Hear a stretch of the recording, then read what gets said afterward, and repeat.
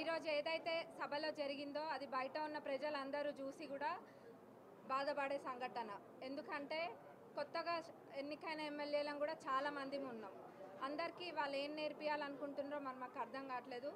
గౌరవ స్పీకర్ గారిని అంత పెద్ద మాట అన్నారంటే మరి ఆ చైర్కి ఏ గౌరవం ఉందని అందరూ కూడా ఒకసారి ప్రశ్నించాలి.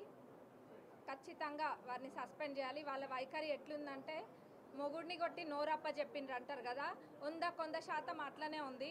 నిన్న గవర్నర్ ప్రసంగం జరిగింది. కనీసం వారు ఏం మాట్లాడుతుండ్రో కూడా ఎవరికి వినిపించకుండా వీళ్ళు ఎంత గోల గోల గోల.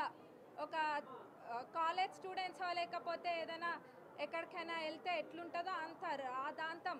అసలు నిన్న జరిగిందేం లేదు. ప్రసంగానికే వాళ్ళు అంతగానం మాట్లాడినరు. మరి వాళ్ళు గత 10 సంవత్సరాలలో ఎన్ని ఇబ్బందులు పెట్టినరు. అసలు కనీసం ఇటు ప్రతిపక్షంలో ఉన్న లీడర్స్ వైపు కనీసం చూసి మాట్లాడిన వైఖరి కూడా లేదు. మరి ఈరోజు వాళ్ళు మాట్లాడుతున్నారు. అది కూడా గౌరవ స్పీకర్ గారిని పట్టుకొని సభకి సంబంధం లేదని మాట్లాడడం మరి అది ఎక్కడ కూడా ఎప్పుడు కూడా చరిత్రలో లేదు. దీన్ని అందరూ యువత కూడా అందరూ గమనియాలి ప్రతి ఒక్కరు. ఎందుకంటే వీళ్ళది ఒకటి బీఆర్ఎస్ స్కూల్కి పోయి నేర్చుకోవాల్సింది ఒకటి ఎట్లా అబద్ధం చెప్పాలి. పిహెచ్డి అందులో వాళ్ళందరూ కూడా పిహెచ్డి చేసి ఉన్నారు అబద్ధం చెప్పడంలో. అబద్ధం నలుపుని చూపించి తెలుపు అని 10 సార్లు అంటే తెలుపు అయిపోతుంది అన్నట్టుగానే వాళ్ళు ప్రవర్తిస్తున్నారు. సంవత్సరంలోనే ప్రభుత్వం ఎంత చేసినా కానీ దాన్ని తప్పుదోవ పట్టిస్తున్నారు.